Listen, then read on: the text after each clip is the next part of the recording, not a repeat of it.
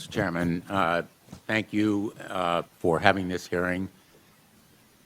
We've heard from a lot of witnesses from you today and others previously about the very important potential of 5G technology. It promises to bring us a new era of connectivity with internet speeds as much as 5 times faster than what we have today, with much lower latency, and that's all a good thing.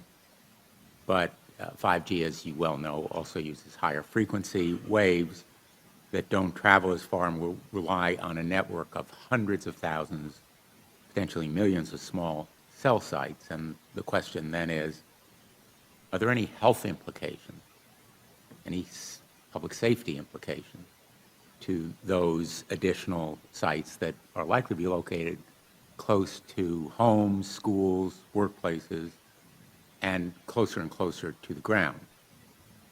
Correct? Correct, Senator. Yes.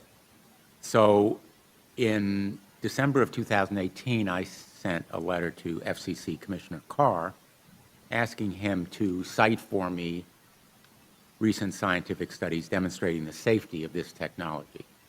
What research has been done, where has it been published and compiled?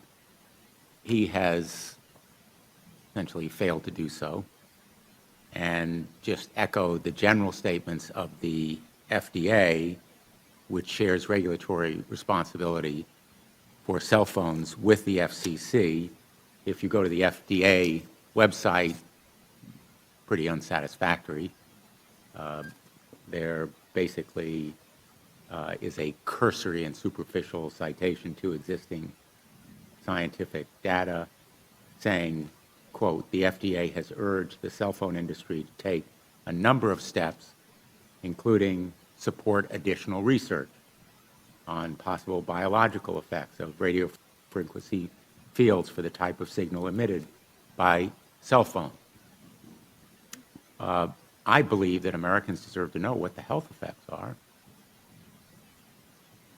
not to prejudge what scientific studies may show, and they deserve also a commitment to do the research on outstanding questions. So my question for you, particularly Mr. Gillen and Mr. Perry, how much money has the industry committed to supporting additional independent research?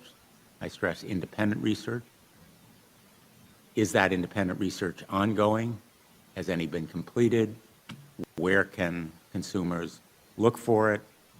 And we're talking about research on the biological effects of this new technology. Thank you, Senator. I think, thank you for your focus on the issue.